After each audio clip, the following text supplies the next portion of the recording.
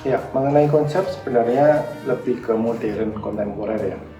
Eh, kita mengambil konsep itu karena dari owner itu masih berusia muda gitu, berusia yang masih muda, keluarga baru, putra putrinya masih kecil-kecil sehingga menghendaki konsep yang modern dan clean. Nah, kita mengambil bentuk-bentuk kubis geometri dan kita sesuaikan dengan set yang memanjang. Set ini berbentuk persegi panjang yang mana lebar depan hanya sekitar 8,5 meter dan ke belakang itu sekitar 30 meteran. Nah, dengan bentuk yang memanjang seperti itu dan kanan kiri berupa rumah tetangga, kita mengambil konsep pembagian dua area, di mana area 1 menjadi area ruang dalam dan area 2 menjadi ruang luar, sehingga karena keterbatasan lebar, kita harus membagi ruang menjadi 2 tersebut agar brief yang awal mengenai kontinuitas atau hubungan antara ruang luar dengan ruang dalam itu menjadi terpenuhi. Tetap ada ruang luar, tetap ada cahaya masuk, tetap ada tempat bermain untuk anak-anak, tapi ruang dalamnya juga terpenuhi. Nah, untuk mendapatkan bentuk seperti itu, kita benar-benar harus efektif ruang, di mana kita menggunakan ruang itu tidak banyak overnya, jadi benar-benar ngepas ruangan yang memang dibutuhkan. Nah, dengan konsep seperti itu, kita mungkin bisa mengambil kesimpulan ini sebenarnya cukup minimalis ya, karena tidak banyak ruangan-ruangan yang terbuang, baik itu jenis ruangnya ataupun luasannya. Kemudian untuk warna sendiri, kita mengambil warna putih, banyakkan atau dominasinya warna putih, dan sebenarnya kalau kita lihat semuanya dari bangunan ini lebih ke monokrom putih dan abu-abu. Kenapa? Tentu seperti kita ketahui bahwa warna putih itu akan memantulkan cahaya, sehingga ketika kita menggunakan warna putih akan terasa atau terlihat lebih terang, cahaya akan lebih banyak memantul dan saling memantul, membuat ruangan menjadi lebih terang. Ya, kalau berbicara mengenai tantangan, sebenarnya tidak banyak tantangan ya, yang maksudnya sulit gitu. Tapi dari yang kami alami itu, tantangan terbesarnya adalah bentuk setnya yang memanjang. Bentuk set yang memanjang dan setnya menghadap arah utara selatan. Kemudian dari kanan kiri sudah ada bangunan milik tetangga, bangunan 1 lantai, tetapi ada hubungan atapnya yang cukup tinggi. Jadi sebenarnya kalau dibilang tantangan terbesar ya bentuk setnya. Oke, mengenai material, kalau ditanyakan mengenai material yang dominan, ya sebenarnya dominasi dari bangunan ini adalah dinding bata, dan kita menggunakan batu bata merah.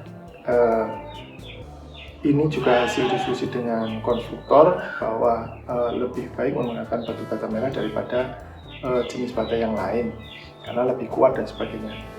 Jadi dindingnya menggunakan bata merah, kemudian dilapis dengan plester dan aci, kemudian dicat. Nah, catnya dominasinya berwarna putih agar terlihat lebih terang. Nah, kemudian untuk material lain seperti kusen pintu dan jendela, kita menggunakan bahan aluminium. Ada juga yang menggunakan bahan kayu.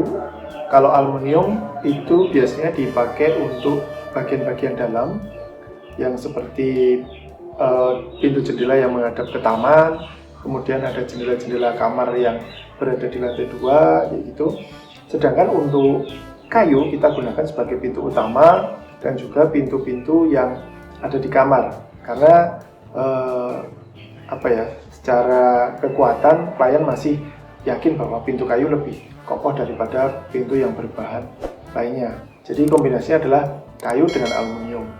Kalau material lain kita banyak menggunakan kaca karena banyak juga bukaan-bukaan yang kita hadapkan keluar dengan harapan sinar matahari bisa masuk.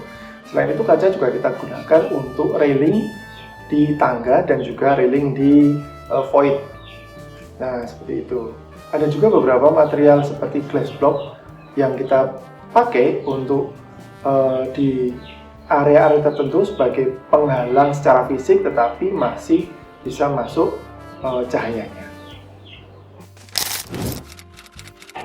Ya, mengenai lahan tadi, kita membuat desain denah bangunannya itu seakan-akan terbagi dua ya, kita belah dua sehingga ada satu sisi yang untuk ruang terbuka, satu sisi untuk ruang tertutup. Nah, karena lahan ini memanjang, ada beberapa bagian yang memang full dari sisi kiri sampai sisi kanan itu full bangunan juga ada. Jadi ada beberapa yang kita buka kanan kiri, tapi ada juga yang full. Kemudian untuk mengatasi iklim tropis sebenarnya kita malah justru mengakomodasi itu ya, bukan untuk mengatasi. Kita banyak bukaan untuk menangkap sinar matahari agar bisa masuk ke dalam bangunan, agar bangunannya menjadi terang. Kemudian kalau untuk iklim yang berhubungan dengan sinar matahari juga, karena site-nya ini menghadap selatan, maka sisi yang bagian barat itu kalau lantai 1 itu sudah tertutup oleh bangunan tetangga. Kemudian yang untuk lantai 2 agar tidak terasa panas sinar matahari sore, kita tempatkan untuk ruang-ruang yang tertutup atau private itu tidak mepet ke bagian barat, sehingga tidak terkena langsung sinar matahari sore, sehingga tidak panas ya. Ya, mengenai brief sebenarnya ada beberapa poin yang menjadi perhatian ya. Yang pertama itu soal keamanan. Soal keamanan ini ada dua alasan. Yang pertama, lahan atau site dari rumah ini berada di tepi jalan yang meskipun jalannya tidak begitu besar, tetapi lalu lintasnya cukup padat, ramai ya, sehingga menimbulkan kekhawatiran mengenai keamanan dari mungkin kriminalitas dan sebagainya. Yang kedua alasannya, owner itu bekerja di luar kota dan hanya pada saat weekend pulang ke rumah. Yang meninggali rumah ini adalah keluarga, putra putri dan istri begitu, sehingga itu juga menjadi poin utama mengenai keamanan. Lalu brief berikutnya mengenai aktivitas ruang dalam dan ruang luar, dimana karena beliaunya masih mempunyai putra yang masih anak-anak begitu, masih sering bermain, sehingga kebutuhan untuk ruang bermain anak dalam ruang dan luar ruangan itu diharapkan menjadi satu kesatuan. Ini terkait juga dengan brief yang berikutnya tentang pinginnya rumah yang hemat energi, di mana pada siang hari tidak banyak menggunakan energi, terutama pencahayaan buatan. Lalu brief yang berikutnya tentu rumah yang ekonomis, minimal pada saat pembangunannya. Oke, karena klien ini berada di luar kota, lebih sering berada di luar kota karena memang bekerja di luar kota Jogja, diskusi kami lakukan via online atau pada saat weekend beliaunya pulang ke Jogja, itu kita bisa berdiskusi secara langsung. Tapi ada kalanya beliaunya bekerja di luar kota lebih dari satu weekend gitu, artinya beberapa lama harus di luar kota. Jadi untuk diskusinya memang kita lebih banyak menggunakan sistem online ya, by online. Meskipun ada dari keluarga atau orang tua dari owner itu juga rumahnya dekat dengan lokasi, sehingga kita juga sering ke lokasi untuk berdiskusi secara langsung dengan orang tua beliau. Oh, tentu saja, karena sebenarnya klien dan arsitek itu mempunyai posisi yang sama. Arsitek sebagai seorang konsultan itu tempat klien untuk bisa bertanya, mendapatkan saran dan sebagainya, dan arsitek akan mendapatkan imbalan dari jasanya tersebut. Nah, posisinya itu sama, jadi diskusi itu harus terjalin. Tidak ada yang namanya dominasi, baik itu dominasi oleh klien maupun dominasi oleh arsitek. Kenapa? Karena sebenarnya bangunan, utamanya rumah ya dalam kasus ini, adalah cerminan dari si klien atau owner. dan itu tidak bisa dipaksakan dengan idealisme si arsitek. Ya, kalau di luar sana ada yang idealisme arsiteknya tinggi, tidak mau menerima apa yang jadi permintaan dari klien, saya rasa kok kurang tepat ya hal seperti itu. Kenapa? Karena itu bangunannya klien. Tapi pun demikian, klien juga tidak bisa serta-merta semaunya sendiri, saya maunya ini. Kenapa? Karena arsitek punya tanggung jawab moral untuk memberikan advice, saran mengenai keilmuan arsitektur yang dipunyainya untuk bangunan itu. Kalau kalian yang ngotot dan tidak sesuai dengan kaidah arsitektural, ya nggak akan ketemu. Jadi saya rasa kompromi atau diskusi itu wajib antara arsitek dengan klien. Ya, untuk desain ini sebenarnya tidak begitu lama ya, karena diskusi cukup intens antara kami sebagai desainer dengan owner. Meskipun terpisah jarak ya, tapi cukup intens sehingga waktu itu kalau nggak salah desain mungkin sekitar 3 bulan ya kalau nggak salah ya. Kemudian kalau untuk masa pembangunan itu sekitar 1 tahun ya, sekitar 1 tahun, karena ada beberapa hal-hal yang berkaitan dengan perubahan desain yang di lapangan ya. Jadi sekitar 1 tahun. Kalau menurut saya justru malah di bagian teras. Ya, owner ini karena konsen pada keamanan sehingga di bagian teras pun pinginnya ditutup, nggak kelihatan dari jalan raya di depannya.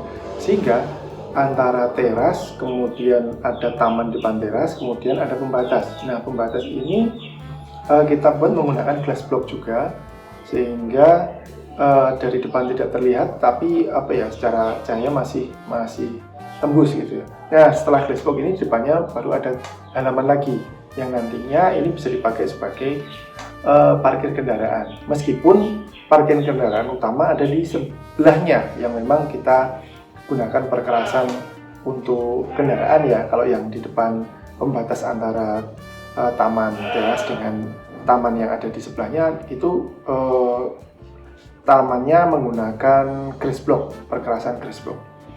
Jadi kalau menurut saya paling ikonik ya di teras itu. Ya, karena yang setiap hari menggunakan adalah istri, juga putra-putra beliau.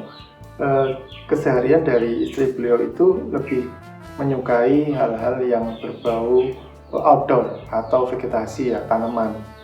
Bisa dilihat di rumah ini banyak sekali tanaman-tanaman yang ditanam oleh beliau sebagai hobi ya. Itu makanya kita membuat beberapa area terbuka yang ada di belakang, baik di samping maupun di depan, plus di depannya lagi. Jadi ada banyak tempat yang bisa dipakai untuk kegiatan atau hobi istri dari owner. Kemudian untuk anak-anak juga taman tadi bisa dipakai untuk bermain, di mana taman tadi berhubungan langsung dengan ruang dalam, yang di belakang berhubungan dengan area makan, yang di samping pun dengan ruang living room, dan bagian depan tentu di teras depan dan juga di samping carport. Ya, kalau untuk Instagramable atau untuk foto-foto, saya rasa yang paling menarik adalah di bagian depan itu yang ada glass block-nya, di mana glass block itu sebagai pembatas antara garasi dengan taman yang ada di depan teras. Jadi pembatasnya adalah glass block agar garasi tidak gelap, tetapi tidak terlihat dari taman apa yang ada di dalam garasi. Penataannya kami buat itu full dinding, itu kan semacam dinding glass block, kemudian disambungkan dengan dinding biasa. Jadi ada batas antara glass blocknya dengan dinding biasanya. Pelajaran yang kami dapat dari desain rumah ini, salah satunya yaitu persepsi klien mengenai keamanan itu ternyata menjadi concern yang sangat penting ya. Bisa jadi klien lain tidak akan se-concern itu mengenai keamanan, tapi klien yang di rumah ini mengenai keamanan sangat concern, dan itu terwujud dalam desain-desain kita. bagaimana kita mengantisipasi isu keamanan tadi dari bentuk dan penataan layout, material, dan lain-lain. Itu menjadi poin tersendiri sih. Ya, hal yang ingin saya ubah yang ingin kami ubah kalau melihat bangunan yang sudah jadi, sebenarnya yang ingin saya ubah adalah peletakan AC outdoor. Nah, peletakan AC outdoor ini ternyata tidak sesuai dengan yang kami bayangkan ya, di mana AC outdoor ternyata sedikit mengganggu di fasad ya. Kalau bisa diulang, saya ingin membuat peletakan AC outdoor ini benar-benar sesuai di desain dan tidak mengganggu fasad. Ya, tentu kalau arsitek pinginnya ya owner akan meningkat kualitas hidupnya ketika tinggal di dalam sebuah bangunan yang kita desain. Arsitek kepingin pasti seperti itu. Owner bisa lebih nyaman, kemudian bisa hangat suasana dengan keluarga, benar-benar yang suasananya homey, jadi pulang ke rumah itu ya benar-benar pulang untuk istirahat, dan itu akan meningkatkan kualitas hidup hari berikutnya. Jadi sesuatu yang kita buat, kita desain itu membuat atau memiliki dampak yang positif terhadap owner atau penghuni yang menggunakan bangunan ini. Ya, kalau feedback dari klien merasa cukup puas sejauh ini, tidak ada hal-hal yang disampaikan ke saya bahwa ini ada yang kurang ini itu. Mungkin pun ada yang kurang itu biasanya pada saat teknis pembangunan ya, misalnya ada yang kurang rapi dan sebagainya, atau ada yang masih bocor dan sebagainya. Tapi sejauh ini mengenai desain tidak ada yang bermasalah, dan saya rasa klien cukup puas untuk itu. Ya, sebenarnya kalau ingin membuat bangunan yang serupa, dalam hal ini mungkin bangunan rumah tinggal ya, dari owner itu yang pertama dia sudah harus tahu apa kebutuhannya. Ya, jangan bingung-bingung, tapi dirunutkan apa yang menjadi kebutuhan, keperluannya apa, kemudian disampaikan ke desainer ya. Meskipun demikian, kadang ada juga owner yang masih bingung, masih terlalu ruwet di dalam kepalanya itu untuk merumuskan. Nggak apa-apa, nanti bisa langsung menghubungi desainer, arsitek dalam hal ini untuk membantu menguraikan apa yang ruwet tadi menjadi sesuatu yang runut dan bisa dituangkan ke dalam sebuah desain yang baik. Ya, kami dari R3 Studio itu mempunyai prinsip bahwa semuanya itu berdasarkan edukasi ya. Kita selain mengedukasi klien, kita juga mengedukasi masyarakat luas dengan berbagai macam platform. Ada yang berupa YouTube belajar arsitektur, ada website gravitarji.com dan lain-lain. Pun demikian terhadap klien, kita juga selalu mengedepankan alasan-alasan secara logis mengapa kita mengambil bentuk, mengambil material, mengambil struktur dan lain-lainnya. Itu ada dasarnya seperti apa, itu akan kita jelaskan secara rinci. Jadi kami membuat desain itu tidak semata-mata hanya mengumpulkan ke klien, memberikan ke klien itu sebuah gambar desain, tidak, tapi kita akan berdiskusi dengan klien, memberikan pemahaman ke klien mengenai arsitektural. Karena apa? Karena produk yang kita berikan itu harus memenuhi kaidah arsitektural, yaitu fungsi, struktur, dan estetika. Paling tidak di 3 hal tadi kita harus memberikan edukasi itu ke klien.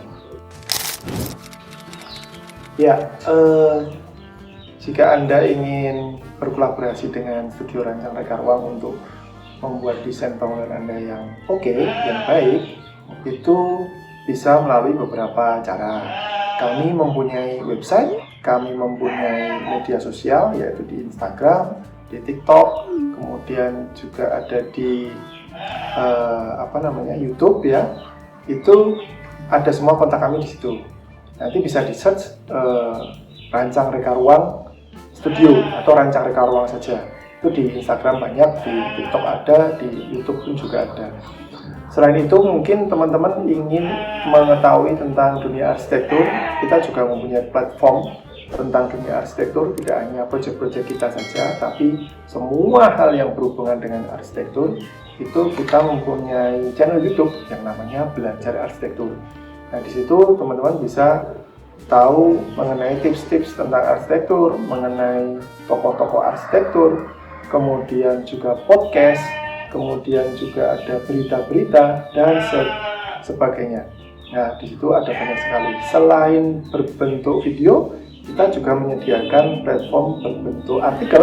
Itu ada di website gravitansi.com. Nanti ada di kolom deskripsi ya. Di situ itu semuanya adalah bagian dari studio rancang reka ruang. Nah, monggo silahkan kalau ingin menghubungi kami langsung kontak yang ada di website atau platform-platform media sosial tersebut.